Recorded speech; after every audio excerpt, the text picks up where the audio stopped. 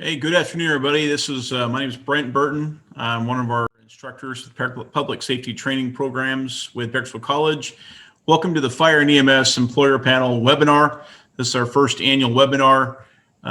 We've had face-to-face expos in the past at the main campus, but with our pandemic going on for the last 13 or so, 14 months, we decided to go ahead and bring some local agencies in for this webinar. So we're pretty excited to have this and be able to share the information for you.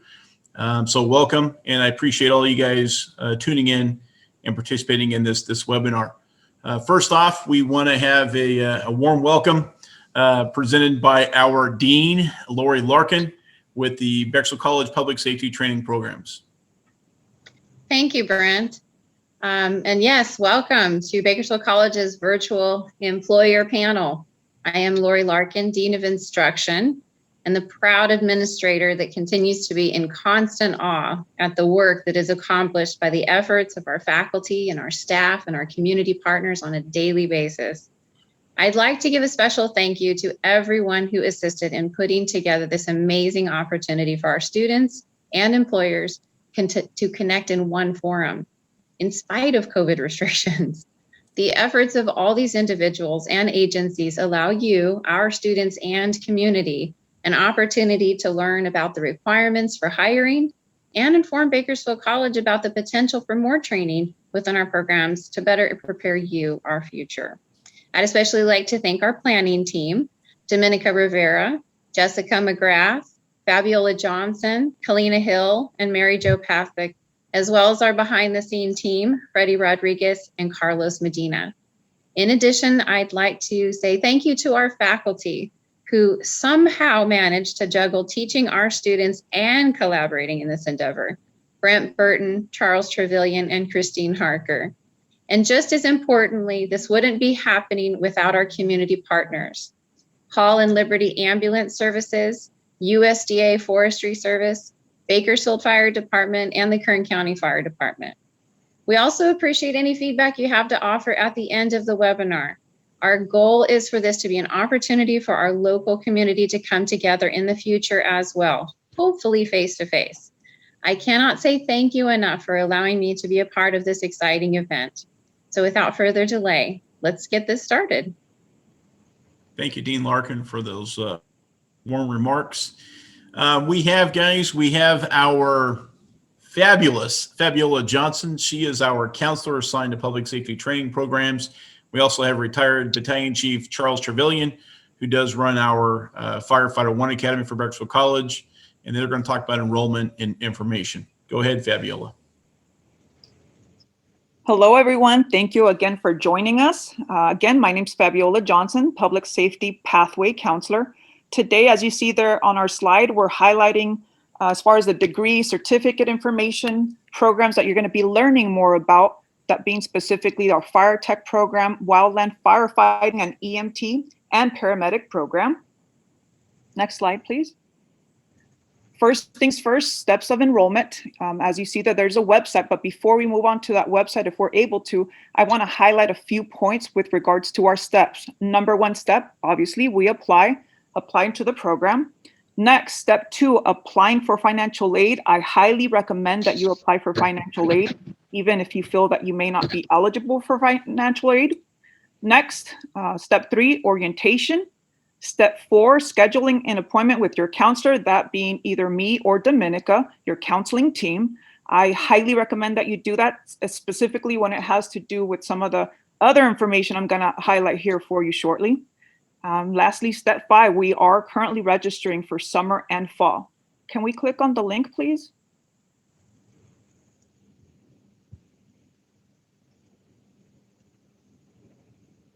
Is it going? Not working? That's fine. Let's go to the next slide. Oh, there it is. There it is. So as you can see there, the page of steps of enrollment, ladies and gentlemen, everything that I've just highlighted for you. But when you click on each step, you get more in-depth information. Again, the step two, apply for financial aid. As you can see there, all the information that you'll need to apply through step one. Step 2, again, apply even if you feel you may not be eligible. Orientation on step 3. Step 4, placement and education plan. That's where you will be meeting with your education team, that being me and Dominica, and then registering for classes. I cannot stress enough that you meet with either me or Dominica, because in some cases, as you will learn here shortly with some of the information that I'm going to share with you, there's some information that we need to go over to ensure that you can enroll successfully. Next slide.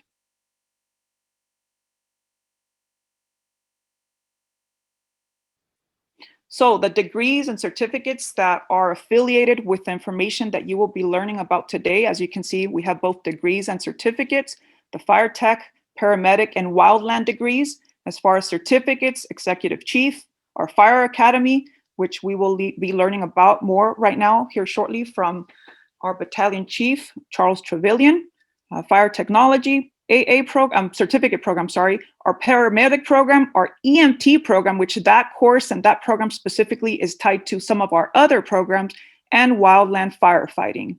Next slide, please. I've had a lot of students here when I sent the reminder asking, well, how do I know what classes I need to take? It is through our program pathway mapper. Can you click on the link, please? Through our program mapper, as you can see, all of the pathways are here listed. The pathway that is affiliated to our program is public safety. Can you click on that one, please? So as you can see there, you have on the left-hand side, all of the degree programs. On the middle and right-hand side, you have the certificate programs. So let's take a look at the EMT, the emergency medical technology, on the right-hand side. If you want to know what classes you need for emergency medical tech, also known as EMT, you have some information there as to what the program's all about, the outcomes,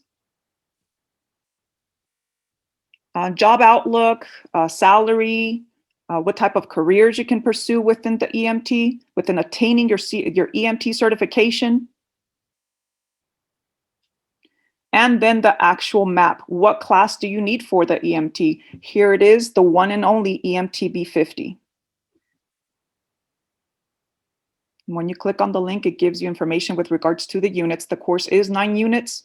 And that is why I ask, please, that you meet with either me or Dominica, your counseling team, because when it comes down to getting into our EMT class, we want to make sure that you have enough units allotted for the semester that you're enrolling in, especially the summer.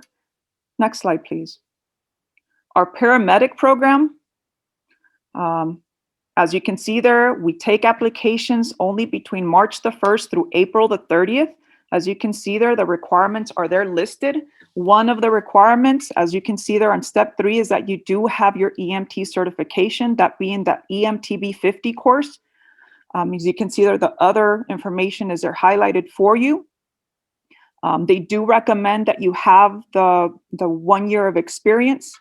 However, it's not required, it's just highly preferred.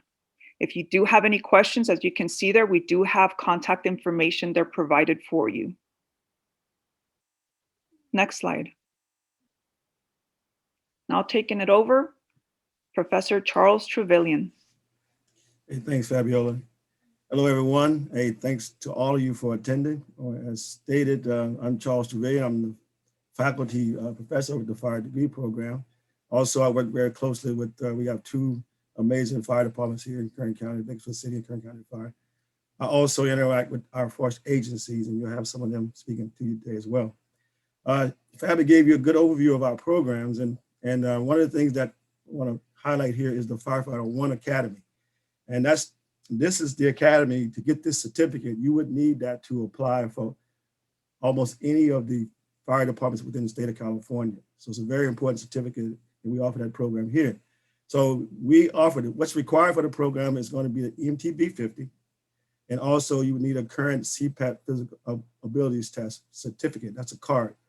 And I can give you more information about that. Feel free to reach out to me. I'll be on the BC website, or you can call my office and I can talk to you more about that. But you would need those 2 prereqs, meet those, and then there will be a information packet. You submit your resume, and there'll be an interview process. We'll take the top 30, They will be placed in the academies. Those academies start in the spring semester, so January of each year. We will be accepting applications on October of the fall, so the fall semester. And so we start accepting the applications. It's a 12.5 unit course. It's about 500 hours of training. And again, it goes from January till May, early June. You will be working with some of the greatest firefighters out there, teaching those skills that they've taught other firefighters that they use daily in their line of duty. So once you're done with that, you'll be up, prepared, ready to go to apply for agencies throughout the state of California. Okay, thanks.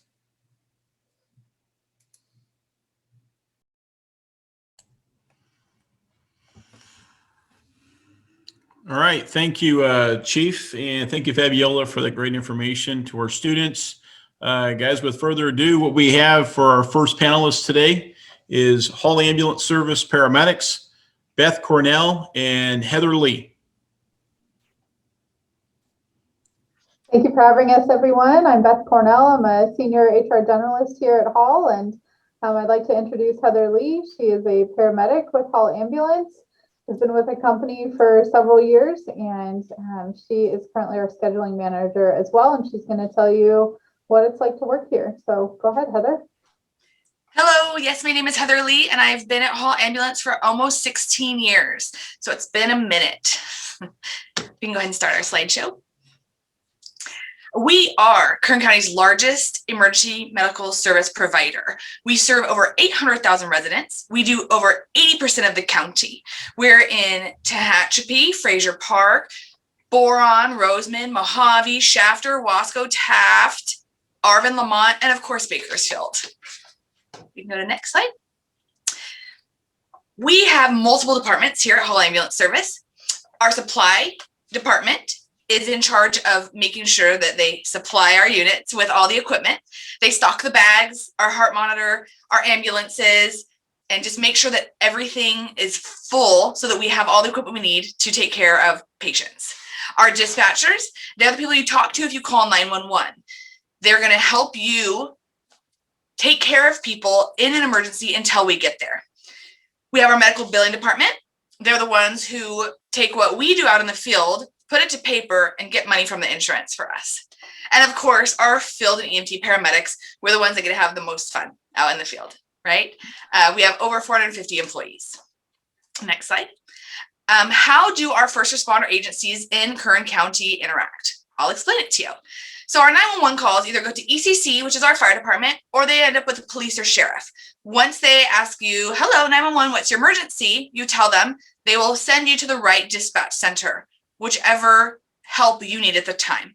I know that when ECC answers, it's a medical aid, automatically in our dispatch center, also a screen pops up and our dispatchers can see what the ECC dispatchers are putting in, so we can start an ambulance on the way as well. Fire and EMS are dispatched at the same time. We arrive together usually, and EMS will take lead on the medical care, and fire takes care of, well, putting out fires and cutting people out of cars in really bad car accidents. Then after they get the person out, we take over their medical care. Next slide. What we look for here at Hall Ambulance Service. You have to enjoy interacting with people. You're going to spend 12 hours a day in a itty bitty part of the ambulance with your partner. So you better be able to get along with them.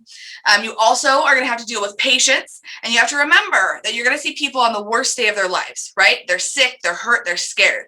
You have to make sure you're compassionate with them and that you are very sensitive to their needs, okay? You need to be flexible. We don't have a set schedule. When you show up to work, you have no idea what you're going to do that day. You might have car accidents all day. You might have drunk people. You might have seizures. You might deliver a baby. I always sing happy birthday to those little squeaky gremlins when they come out. But you never know what's going to happen, right? So you just have to be able to be flexible all day.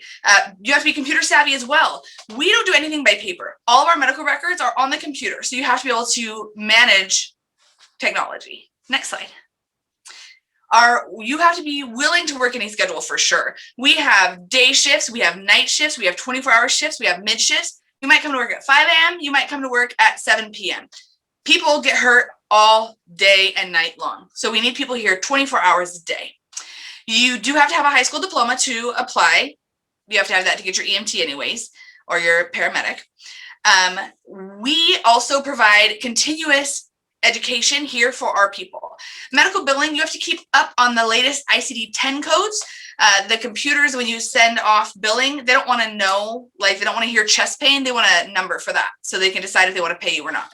In EMTs and paramedics, EMTs have to have 24 hours of continuing education every year to recert, and paramedics have to have 48. Never stop learning. We need to keep our skills fresh, make sure we keep our minds sharp. Also, getting more education helps you with promotions, right? If you can look at your boss and say, hey, I took this class and this class and this class this year, look how much more prepared I am now, get a better job. Next slide. All right, Beth's going to take over the hiring process. She's HR. All right, thank you, Heather. So this is kind of some basic steps in our hiring process. So Hall Ambulance accepts applications. We are pretty much accepting applications for EMTs and paramedics year round. We have some other jobs that, you know, come and go, but those two jobs we're pretty much looking for all the time. We look for all your work experience to be on your application. So even if you don't have previous EMT experience, paramedic experience, etc., we want to see what you've done. I want to see that you worked in the drive-thru at Starbucks, because I think that is really helpful. It's a high pressure job, really fast paced. So it'll have grown some skills in you that we're going to want to see too. You also have to have a good driving history through your application process. So if you're on here today, you're just getting started on your pathway, you really need to be a safe driver in order to be employed with Hall. So keep that in mind, watch your driving, and you really make sure you don't speed and that kind of thing. So we look for a good driving history. When you get to the interview stage, we do 2 interviews for each job. The first interview is with human resources, so usually with me. The next interview is going to be with operations, so whoever your boss is going to be for that job. And we really just expect people to be early. Notice I didn't say on time. Early is better. Dress professionally, because we are a professional organization, and we also look for you to provide a lot of detail in your responses. And that goes for anything. When you're an EMT or paramedic out in the field, you have to put a lot of detail into your patient reports and pay attention to detail in their care. So we look for you to provide that kind of detail in your interviews as well. So next slide, please.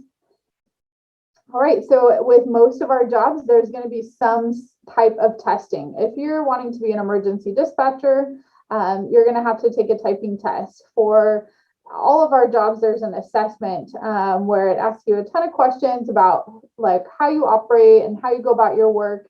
And we're looking for people that are a good fit for our organization in areas like teamwork, safety, and patient care, that kind of thing. We also do a basic skills test in some of our jobs. And we look for, after we make an offer, we look through a background check that you have to pass, a drug screen, and we also do a physical exam or a lift test. So you have to be strong. You have to be able to lift 75 pounds or more safely, because you're going to be out there lifting heavy patients. You lift the gurneys. Like, this is a very physical job, especially if you're out in the field. So you are going to be able to have to pass that test in order to continue and work with us. But that's an easy thing to prepare for now. Just make sure you're in good physical shape and can lift heavy objects. All right, so next slide, please. All right, I'm going to turn it over to Heather to kind of give you guys a picture of what calls are like here at Hall. All right, so our EMS system responds to approximately 90,000 calls for medical emergencies a year, 246 a day. And let me tell you, it feels like it some days. We just are very busy. It just never stops. Like I said earlier, it doesn't matter what time of the day it is, there's someone that's hurt or sick. We don't always just do 911 calls though. We do interfacility transfers. So let's say like a baby's born at a hospital that doesn't take care of babies, like Mercy Hospital downtown. We'll take the baby, take them to either Memorial or Adventist Health, where they have that kind of setup where they can handle little babies. Standbys, I don't know if you guys like BC football, but I do, and we do our standbys for that. It's really cool. You're actually on the field, so you have a better seat than in the stands. We also do all kinds of racetracks and stuff like that, so that's pretty cool. LDTs, that stands for long distance transfer. You might show up to work and we'll be like, surprise, you're going to San Francisco. Stop by and get some clam chowder on your way. So we take people from, say, down here to Stanford. They have, you know, the experimental stuff they do up there. We'll take them there, or UCSF. That's right in the middle of downtown San Francisco. So have fun driving an ambulance in that.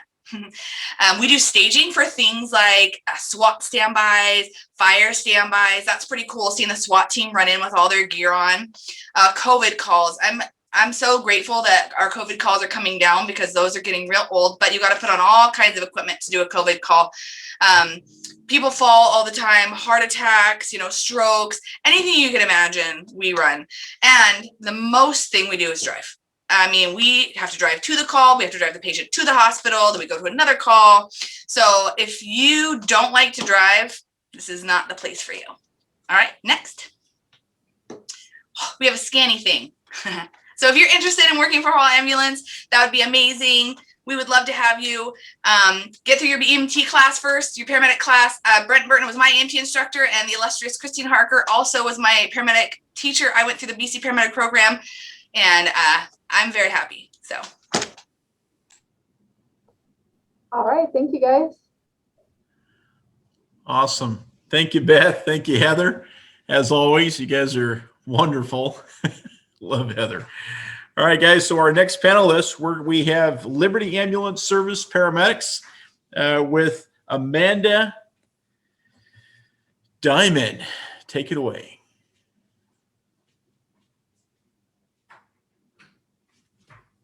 What's your mute button, Amanda? There you go.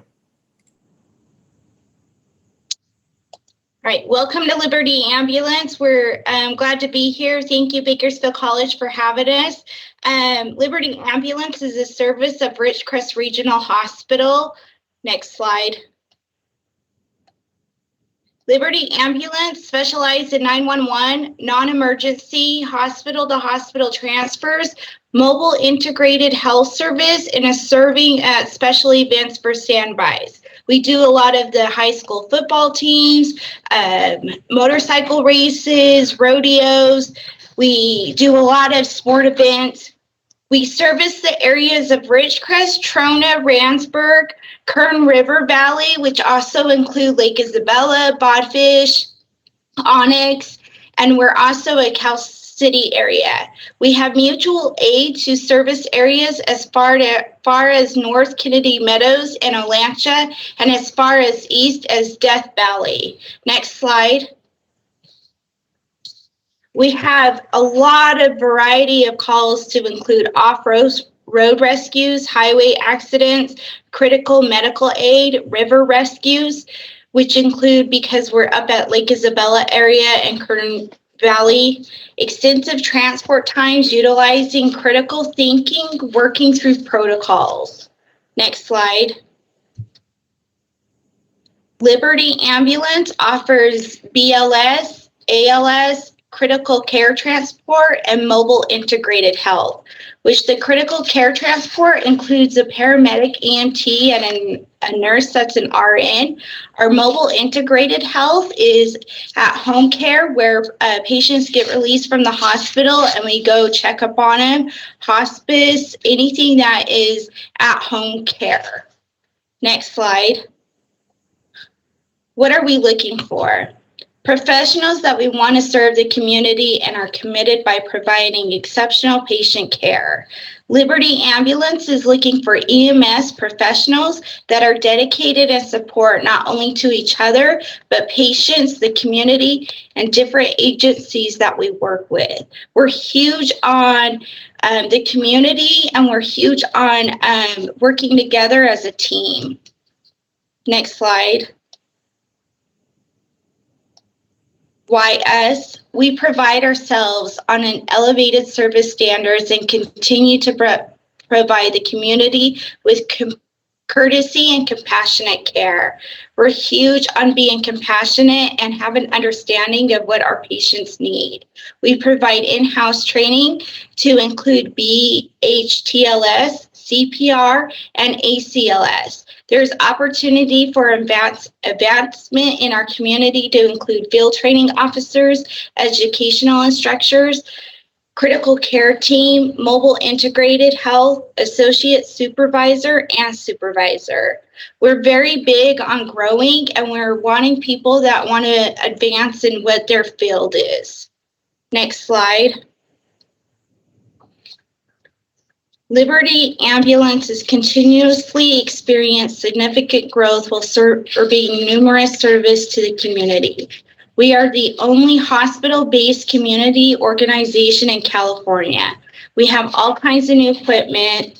We have new vehicles, which include 2021 Mercedes Sprinters. Next slide. We're a great family type environment. We do a lot of outside of work. We get together for barbecues and just kind of debrief as a team. We have room for growth from anywhere from a lot of our EMTs go to paramedic school to nursing to being a scheduler, supervisor, anything that is, they work their way up. We're educating, we're always doing in-class educating, training. We have the competitive pay. Our schedule is A, B, and C, scheduling working 48-hour shifts followed by 4 days off, which means that A shift will work the 2 days and then get 4 days off, and then the next schedule is B and C, which is really nice because you get that 4 days off. We have great health insurance, including medical, dental, vision, 401, flex spending accounts, PTO, and paid holidays. Next slide.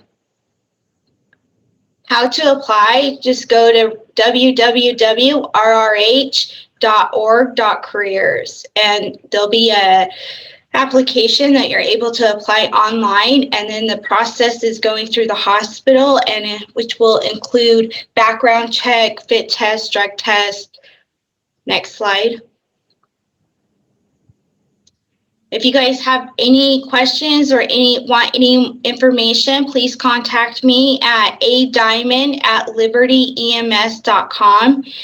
Our phone number is 760-375-6531.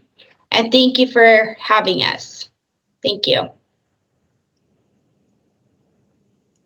Awesome. Thanks, man, for the great information. Thanks for being here for our people. Our next panelist is the USDA, U.S. Forest Service. We have Eddie Rosales and we have Joaquin Ibarra.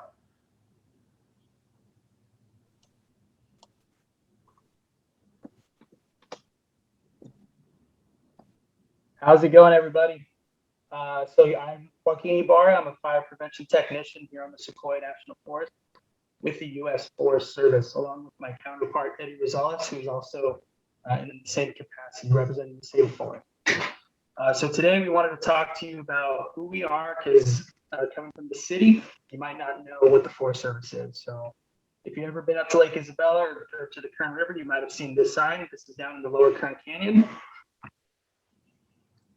Next slide, please.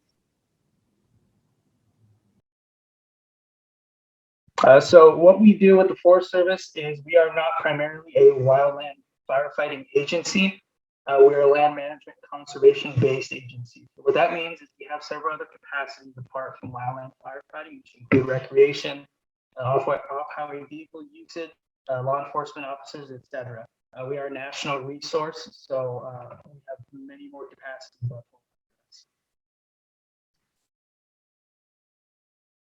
Next slide, please. So with fire prevention, you might have seen some of these signs if you ever recreate in the forest. Some are along roads, trails, established campgrounds, and the Smokey the Bear sign.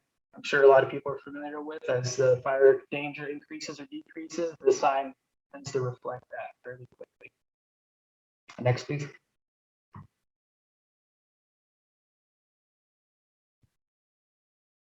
So here are some of the types of apparatus that we have with the fire and the Forest Service. These are called prevention trucks or fire prevention trucks. Next.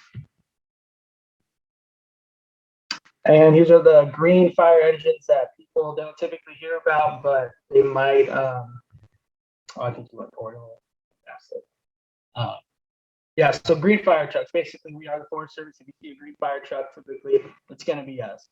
And listed under these photos are the capabilities of the engine, and the other one is the crew haul. If you've ever heard of a hand crew or a hot shot crew, typically they ride in vehicles similar to these ones right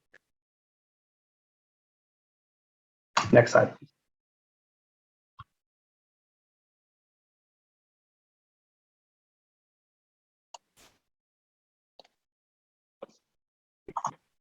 How's it going, everyone? I'm Eddie. Other prevention, as Joaquin was saying. So, continuing on with other resources that we have, helicopters, heli-tac crews.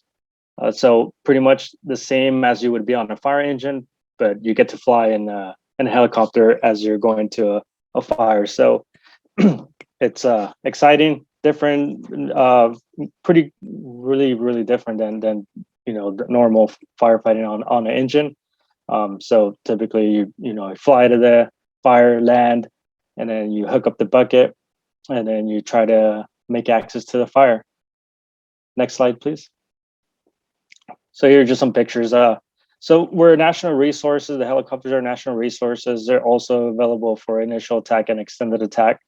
Along with that, with big fires or even the initial attack fires, they help with cargo, as you see in that picture. That's a long line, and they have all sorts of gear to help support fire personnel that's on the line. Sometimes it's they get committed far interior, so they can't hike out, and they need resupply of water or gear or food.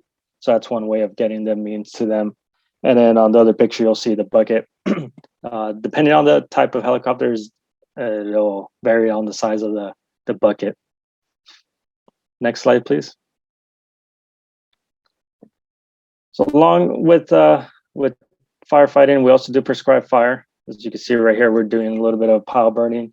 So what this does is just helping clean the forest floors and getting rid of some of that excess fuels that might have been dead and dying trees from drought, from bug kill, and then just kind of giving that landscape a little better view. Next slide, please. So in the winter is usually when we do a lot of the prescribed burning, because it allows us, kind of drip torch right there. That's drip torch I read, and we'll use that to light the piles. And then sometimes, we'll just let them burn. We don't need to monitor as much. We'll have limited people because we know it's not going to cause a big fire with that amount of snow on the ground. Next slide, please. So, responding to fires, that's our main priority. Like Joaquin was saying, there's a lot of other jobs you could do as recreation, and with recreation, you could hold fire qualifications with that. Allows them to come and assist fire and help with logistical or jump on crews or in engines to help support. Next slide, please. So here are just more pictures, on fires, what engines utilize a lot on roads and places where we're able to drive the engine, so we could go direct on them, spray water. And then if we can't get on the road, we'll park and then use hose lays. As you see in the top right corner, they're doing a hose deployment. So that's connected to the engine, and it's pumping water. And as we are going and we're progressing with it, water's following along with us. And then, like Joaquin was saying, the hot shot crews, we sometimes can't always use water and pump, so we utilize the hand crews and hot shot crews to do the next form of firefighting, which is pretty much you're digging line down to bare mineral soil, getting rid of that excess fuel. So once that fire hits that break, it has nothing to burn. Sometimes it's too steep for us to get water, so we'll utilize them, and then helicopters to help with water support. Next slide, please. Along with that project work, when we're not on fires and we're on standby, we'll go out and do project work, drop hazardous trees around campgrounds, do field breaks. So if we know an area that is high or high fire danger, we'll go in there and thin it out, and then we'll make those piles like you saw on the prescribed burn slide, and come back to them in the winter when we're able to burn them when conditions allow us to. Next slide, please. So the Sequoia, there's the Domeland Wilderness, and we have a few other wilderness, the Golden Trout Wilderness, and beautiful country out there. You're way out there, so we'll get a lot of lightning fires out there. So you'll get your time to see these places from air, to hike in there. So a lot of land out there. Next slide, please. So work schedule here, typically if we're not on a fire for 40 hours a week, 0930 to 1800. Typically here in the next month, we'll start that schedule. And once time changes, or depending on weather, 08 to 1630.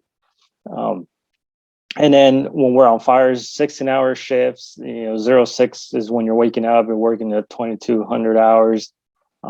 It varies. You're not on the line for full 16 hours all the time. So some of those hours included are your time to eat, sharpen your tools, and get your stuff ready for tomorrow. And when we're on fires, big camping fires, we're usually staying at a big camp, and that's when you will utilize the time to catch up on all our paperwork too if we need to. And then along when we are at the station, 2-hour callback is expected. So when we're always on standby, especially summer, so we get a fire on the district or anywhere and we need it, we could get a phone call, and then you're going back to your station, loading up and going to that fire. It might be on your district locally. With us being a national resource, we'll also be able to go up and down the state of California, all across the nation.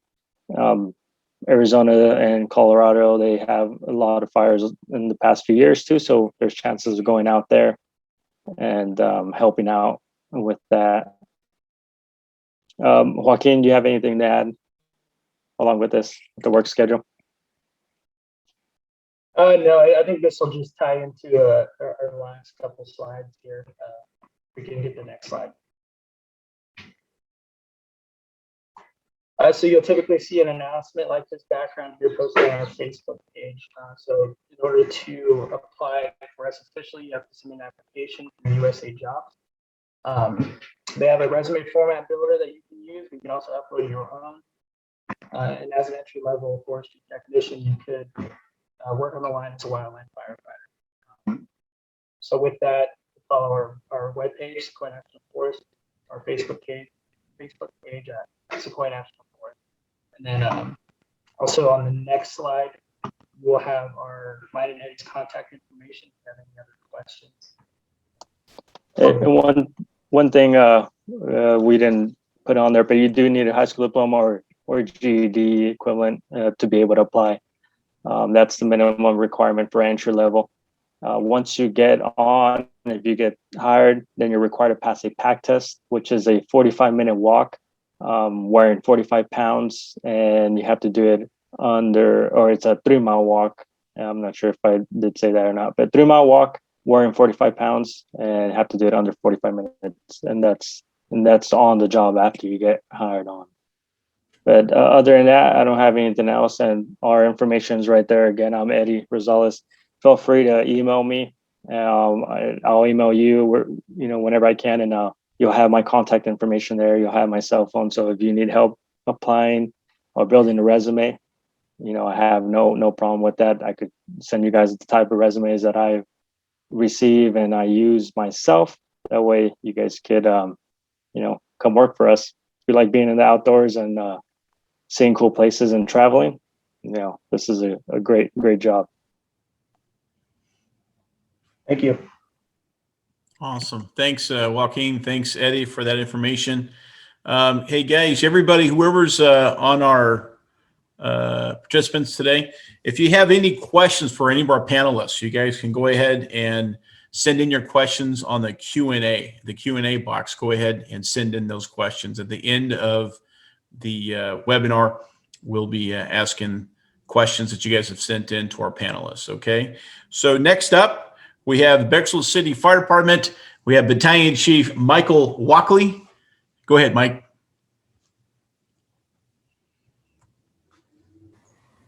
Hey, welcome everybody and future emergency responders. Glad to have you here, and thank you, Brent. I appreciate the introduction.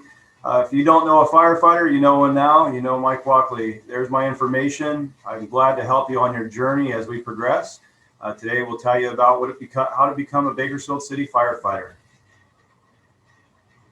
Next slide.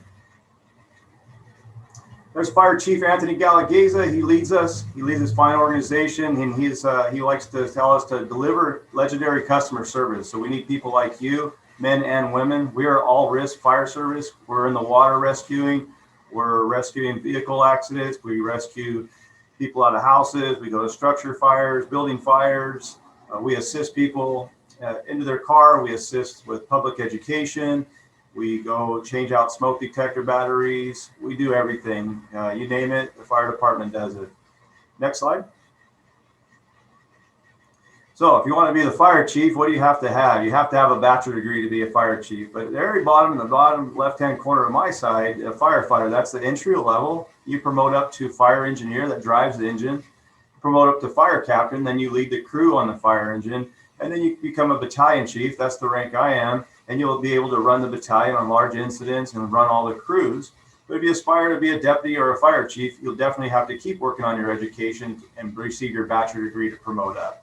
There's a hierarchy. It's a military type program, and you can see how much you could promote up through the organization. Next slide. So the Bakersfield Fire Department, we have 14 fire stations, and then those fire stations and running those fire engines, there's 3 members. There's a fire captain, like I explained, a fire engineer that drives, and a firefighter. We do have 3 aerial ladder trucks. The aerial ladder trucks are large toolboxes. They're 4 members. So there'd be a fire captain, 2 engineers, and 1 firefighter, 2 battalion chiefs, and 2 brush trucks. We have over 200 members, career, volunteer, and explorers. If you decide, hey, I want to be part of the organization, but I want to go see it, we have a ride-along program. As soon as we lift the COVID and get it in the right color, we're going to bring our ride-along program back, and you can come and ride out and see what it's like to be a firefighter before you make that commitment as a full-time in your journey.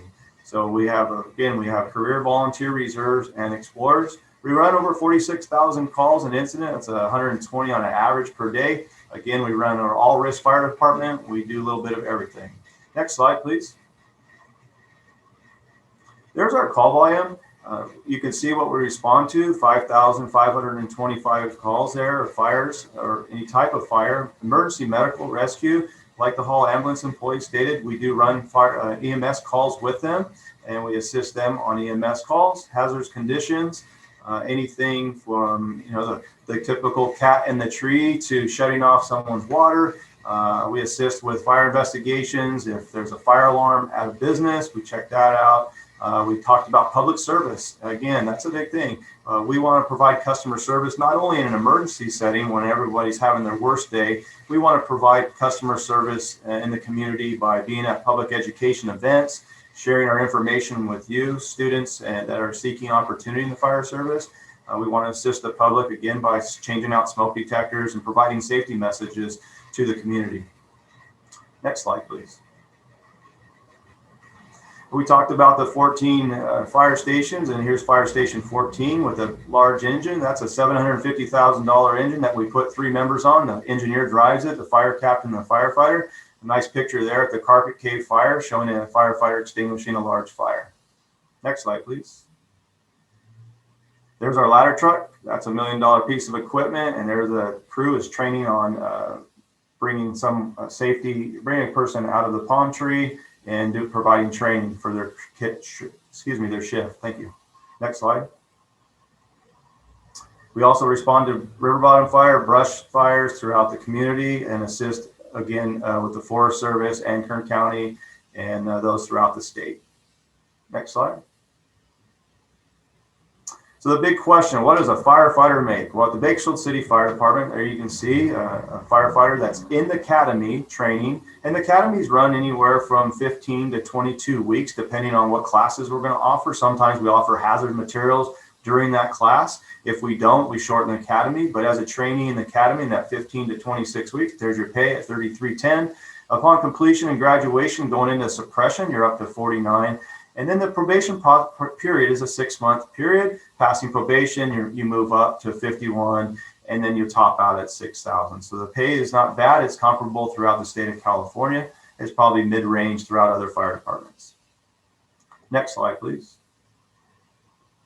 So how old do you have to be? We have to be 18 years old. We have to have a GED, high school diploma, your current driver's license. As a Hall Ambulance employees and some of the panelists have stated about the EMT program. There's the EMT program. You want to obtain your EMT and or your national registry. Next slide. You also need a Firefighter One Academy. Professor Charles talked about the Firefighter One Academy. He stated that in October, you'll be able to apply for the academy, and then the academy start in the semester, January going through May. We have one currently going right now with approximately 17 students, and they're scheduled to graduate in May, but you need to complete your Firefighter One certificate as well. Next slide. Professor Charles also talked about a CPAT. You do need a CPAT card for hiring as well with the fire department. There's the information online, www.cpatonline.org. It will tell you how to prepare for the position. It will tell you how to prepare for your test and what type of movements you're going to be doing to perform that manipulative skill. Next slide. As you go through the process, it's a written exam, an oral interview. We talked about dressing to impress in the interview with a suit. You always want to come ready, prepared. You always want to have a one-page resume that will explain your education, your qualifications, any certs, and any hobbies you may have, and be prepared to answer questions about that. Your interview will go to the chief. You will come in, sit down with the chief staff. They'll ask you a few more questions, and upon a conditional offer, you'll meet with the fire chief, and you'll be on your journey to becoming a city firefighter with Bakersfield. Next slide. The hardest part of this whole program, our process, I believe, is your background. Some of us have an extensive background that we made bad choices early on, but it's okay. We can clean that up. One thing you got to remember, if you really want to be a firefighter, you really got to commit. If that day is today, April 14th, that I commit to being a firefighter, we need to stop any bad behaviors or anything that we're doing, because all this will come up in your background, and you have to answer that. You have to be truthful. If they find anything, the investigators find anything, as it says here, failure to properly and thoroughly complete the PHS, to follow the required instructions, or to provide sufficient information, there'll be grounds for disqualification. So we really need to be honest. We need to start looking at our behavior and making sure we're doing the right things when no one's watching. Next slide, please. So for any other further questions, you can contact Human Resources. You can check us out on bakersfieldcityfire.us. Also follow us on Facebook and Instagram. I update that regularly.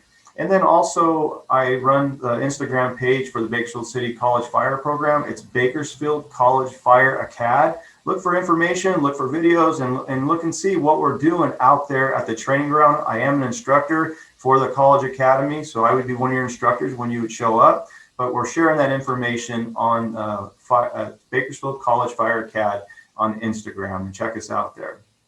That's all I have for you. I appreciate it. I'm here to help you in your journey. Again, my name is Mike Walkley. Give me a call, email me, answer questions. I'll help you with your journey on becoming a full-time firefighter. Thank you, and have a great day. Thank you, Mike, for the information. That's awesome. All right, next up, last panelist here for today, Kern County Fire Department Engineer Andrew Freeborn. Thank you so much for that introduction. And thank you very much, Dean Larkin, for allowing this to take place. Such a very thorough public education event as this. And it's amazing to hear from so many amazing people and amazing agencies. For all those that are watching, You've heard so much information today. The Kern County Fire Department, what's it all about? What is a career in the fire service like? What I'd like to do is I'd like to just share a video of what it's like to be in the fire service, hear from some of the firefighters themselves about what the process is like. Afterwards, a couple of PowerPoint slides where you can go ahead and get some of our contact information. Anytime you need to reach out, follow the Kern County Fire Department on all social media platforms or visit us at kerncountyfire.org. So let's go ahead and get to the video.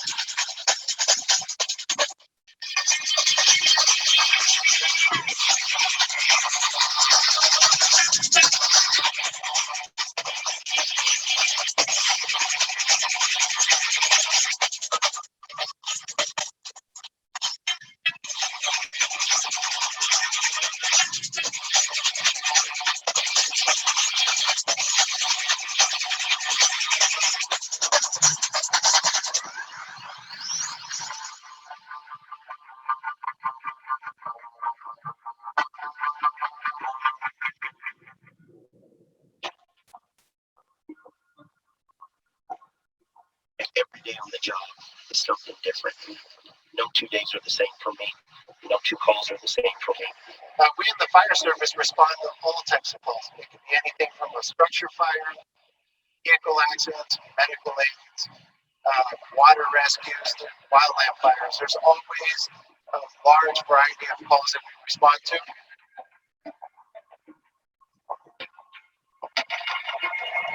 Well, you live together for days on end, and then you have to rely on each other.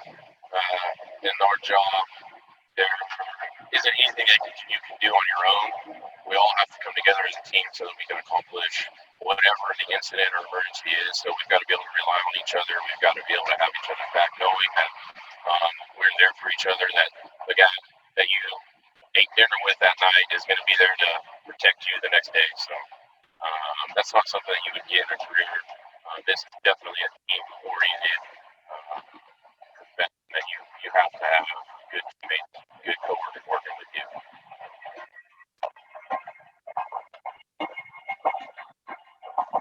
Getting involved in the fire service typically is very hard. It takes time going through the testing process, whether that be the physical aspect, the mental aspect. It's typically a while to get hired on it. It's a long process, a long growing process. But when you get involved in the process and you're able to get out there and help other people, and you get to go out there throughout your community and be a positive influence on them and get involved in different aspects.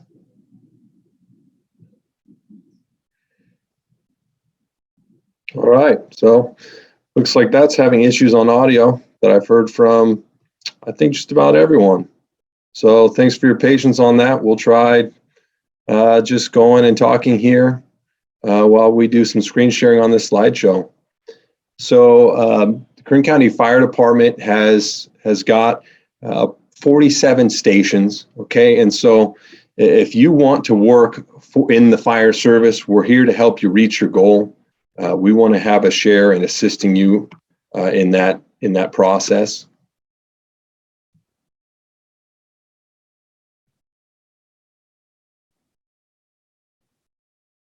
And as with all the other technology, it doesn't want to scroll through. The chief of the Kern County Fire Department, Fire Chief David Witt, who sets the direction and the tone of this department. And it's really based off of serving our community. We want to be able to serve our community the best we can. We want to go ahead and protect not just life, but the property, the environment. We're going to do that through public education, prevention, the emergency services. And we're going to continue to focus on having good core values, leadership, integrity. The services that we provide needs to be top notch. And if you just glance back at 2020, we responded to nearly 57,000 different emergencies. And you have to keep in mind, one emergency could be like a wildland fire, like the Stagecoach fire, and have 1,000 people working on it for 3 weeks. And that's considered one single emergency. So much of what we do requires many pieces of equipment, lots of people. As you can see, the responses were nearly 90,000 for 2020. As I mentioned earlier, 47 stations with over 500 employees covering over 8,000 square miles. One of the busier stations, Engine 64, ran over 5,000 separate emergencies in 1 year alone. And we're always here to help out. That's why we have the new Fire Recruit Assistance Program, where we're working with Bakersfield College, continuing to do workshops, finding ways to give you the information that you need so that you can be successful.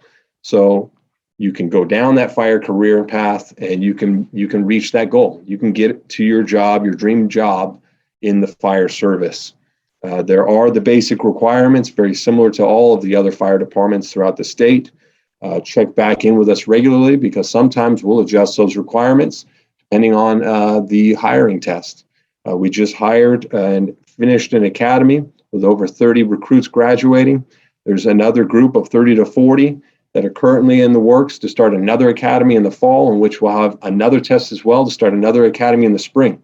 So if you think about that, that's nearly 120 plus individuals hired in a little over a year. So we're desperately looking to hire people. We want to serve our communities, all 40 plus of them in Kern County, in every city every corner of Kern County. There's nowhere that we're not serving.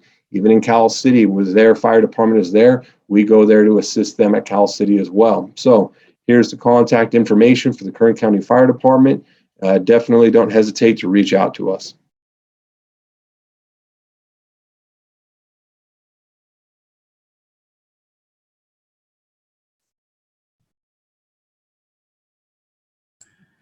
Hey guys, thanks Andrew for that great information. Everybody, so what we're doing right now is that we're calculating and getting in all the questions you guys have sent in for these different agencies.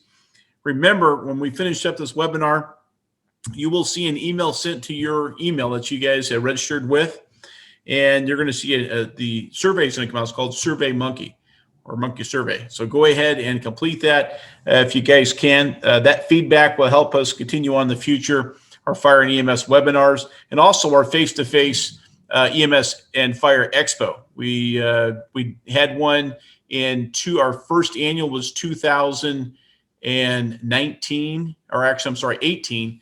19 was, we had a little wind, so we had to cancel it. And this last year in 2020, due to the pandemic, we couldn't have it. So hopefully this year in October, we'll be able to do a face-to-face expo. We bring in about 65 agencies, fire, EMS, and law enforcement throughout California that come to Bakersfield College and set up this for about a 4-hour expo. And it was just fabulous. So at this point here, we're going to go ahead and start with some questions that have been sent in. And I'm hoping to get those questions here. So let's go ahead and start with our first question here, guys. So what is the most stressful part about working at your department? Mike, can you give us that? What is the most stressful part about working at your department? The most stressful part for me when I was a firefighter in the field, we worked 24-hour on, 24-hour off, so you're away from your family.